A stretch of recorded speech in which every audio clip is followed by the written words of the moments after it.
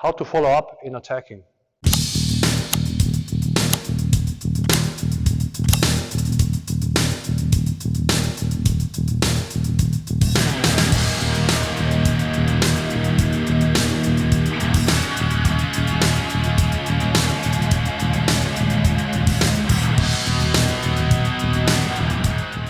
Hi guys, today we're going to talk about how to follow up with your attacks, and we're going to use primarily pads to show you a few ideas so you know how you can follow up after single attacks like a finger jab and then attacking combination. When a finger jab to the eye or side kick to the knee is demonstrated, you can see people often argue what happens if you miss the target. Certainly you don't freeze, you just continue to move. Maybe you have to defend or attack further, evade.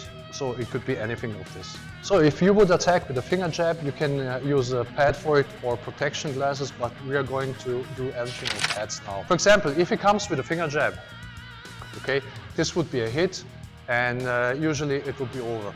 But if he misses, just depending on where the opponent goes, if he goes away, if he goes to the left, if he goes to the right, it depends what distance he goes away and what angle, with what would you follow up. And this could be things like this. One example is if the opponent goes back, you could follow up with a second finger jab. Sometimes the opponent could go to the right, you could follow up with a hook.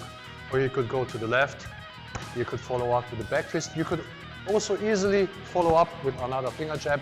Like the idea is, if he comes here and I go here, you could do the second finger jab. Same as this side, you go here, you could follow with a finger jab, or even you could follow with the left hand finger jab like here, and go there. So this is just when the opponent is evading, he's not countering, which I'm going to show a little bit at the end of the video. You could also go here and give him the left hand.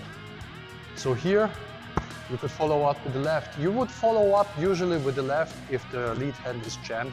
Like for example, like here, it's jammed and then you punch with your left hand.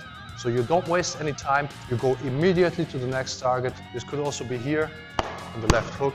Sometimes you can get blocked, you go here and you can use the other hand. It could be also a totally different situation, so you get blocked but not entirely. You can use the same hand like here.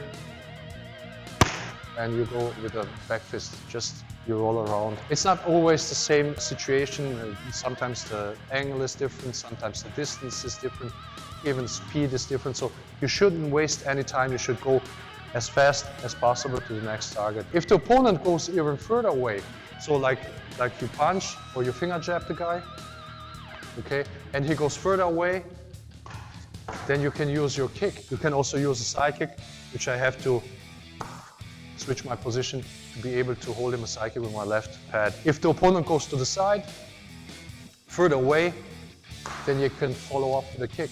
Or on this side, and you can follow up with a kick. So as you can see, as soon as I switch my position, I give him a target somewhere else where it would make sense to attack the opponent, and he has to react as fast as possible. So we don't go here full speed. I have to talk to you, I have to explain everything so you understand how it works. Just so you see it, how it could be on the person. So if he goes with a finger jab and I go back, and then from here he can decide what he wants to do. He could do a second finger jab, yeah, or he could do a side kick.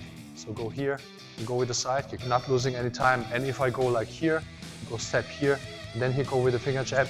If I overreact, go back, then he can use a side kick to the knee again. This side, if I'm like here, and I go here, then he can go with a finger jab. If I go further away, like here, then he can go with a front kick, because I'm opened more to the front kick. That's why it would make more sense to use the front kick in this case. Other things that we practice all the time is when you get interrupted with your punch or with your kick. For example, if you go here, you get blocked, how you follow up when you get blocked. You can also give him like a hook and block the hook, and then he can switch to the next hook.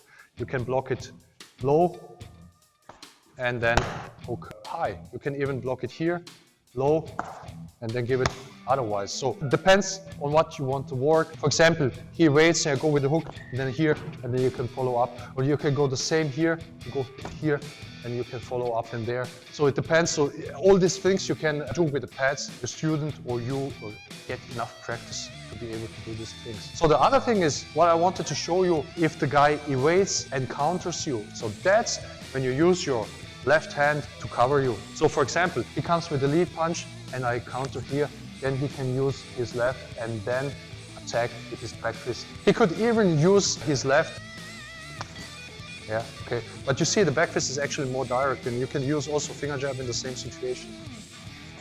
Yeah, so same other side, if I would evade this way, then he could use a hook because I'm closer. So when you punch, you get countered at the same time, then it's important how to use your rear hand. Blocking is last resort. So guys, that's for today's video. I hope this helped a bit so you have kind of an idea how you can follow up after your attacks, and when your attack does not hit the target, you have to follow to the next target as simple, as direct, and as early, as quick as possible. And guys, thank you for watching and see you next time.